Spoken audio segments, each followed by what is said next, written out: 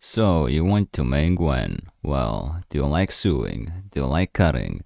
Do you like anime? Did your parents never taught you to not run with scissors? And do you hate getting CC'd every fight over and over? If so, then Gwen, the Hallowed Seamstress, is for you. Fuck off. Are you in thing again? Yeah. But Gwen was designed to be an AP top lane bruiser, mainly to counter tanks because of her sustain and true damage, but since I like to be an asshole, I'll be taking Gwen to mid lane because fuck top lane. We'll also be going over topics such as Gwen's release, her abilities, how to actually play Gwen, and my personal enjoyment graph, so without further ado, let's get into it. Gwen's release was probably the most interesting one so far, since after the first day of her being out in the live servers, people just kind of forgot about her. Out of 20 games I played, she only got banned 3 times and picked twice by the enemy team, and truly had me wondering if this champion is bad or not. So buckle up kids, because today's the day we'll find out the truth about Gwen being either the best champion in the game without anyone realizing, or Rat just being good at designing broken champions that don't work out.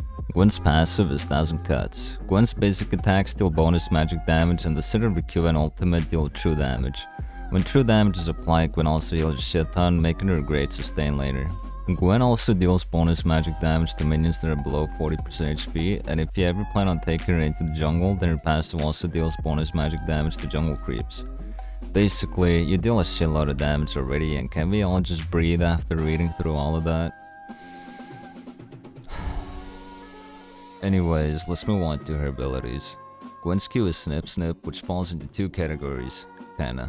Her Q's passive grants her stacks upon auto attacking, which can be stacked up to 4 times. Those stacks stay up for 6 seconds after each auto attack.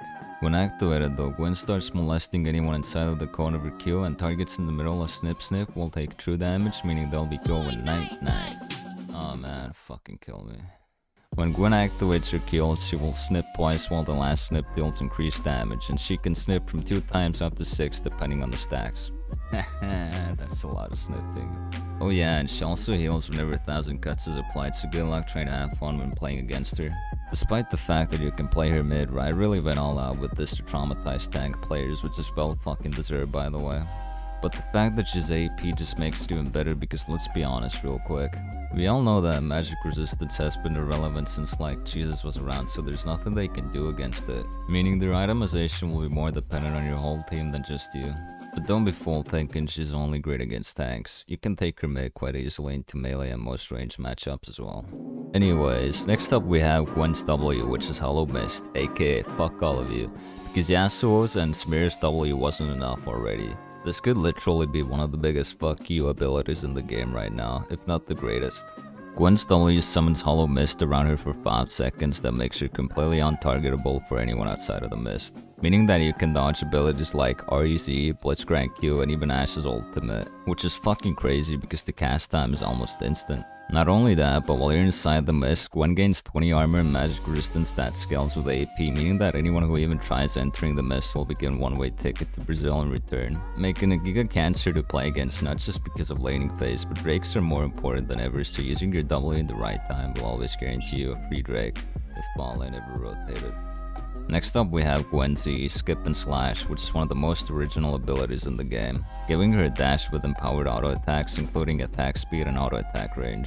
Auto attacking during the spawn falls refunds you half of the cooldown, which encourages you to make some of the biggest stick plays while making the enemy team type fiercely in the all chat, just because they can't handle the fact that you're better than them in every given way.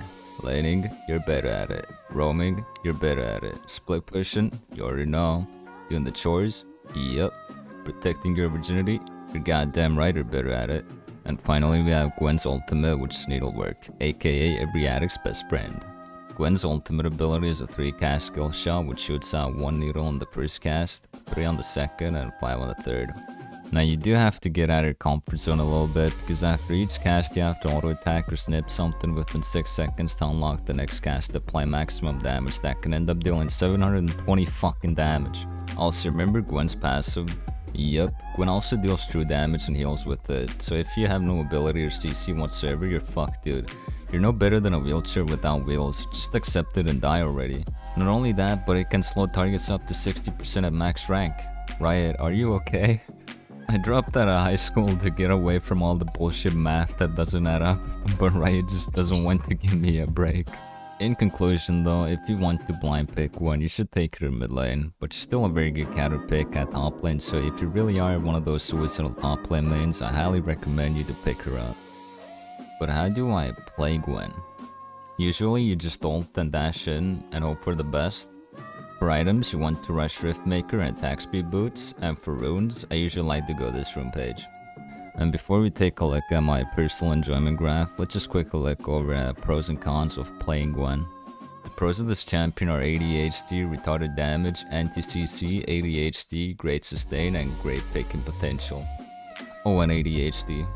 And for cons we have too much ADHD, she kinda needs some peel in team fights, and you can't really blind pick her into most matchups. And for last, we finally have my personal enjoyment graph. For gameplay, she fills my ADHD needs and deals a shitload of damage, and she's honestly one of the closest AP champions to Yasuo out there, so I'll give her a 10 out of 10. For looks, I would give her a 9 out of 10, but since she looks like she was designed for GB 99, I'll drop it to 6 out of 10 just for the sake of it. For her lore, she has a pretty decent backstory, but since she feels like an NPC, I'll give it a 6 out of 10 as well. And finally, my enjoyment, which is $19 Fortnite cards out of 10 $19 Fortnite cards. Very impressive score, ladies and gentlemen. So in conclusion, should you main Gwen? Oh hell yeah.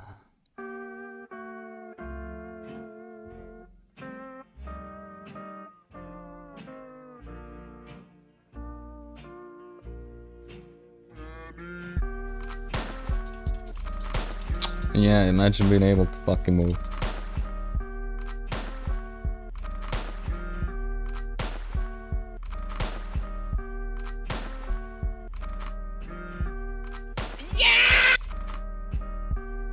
By the way, comment down below who you want to see next. Peace.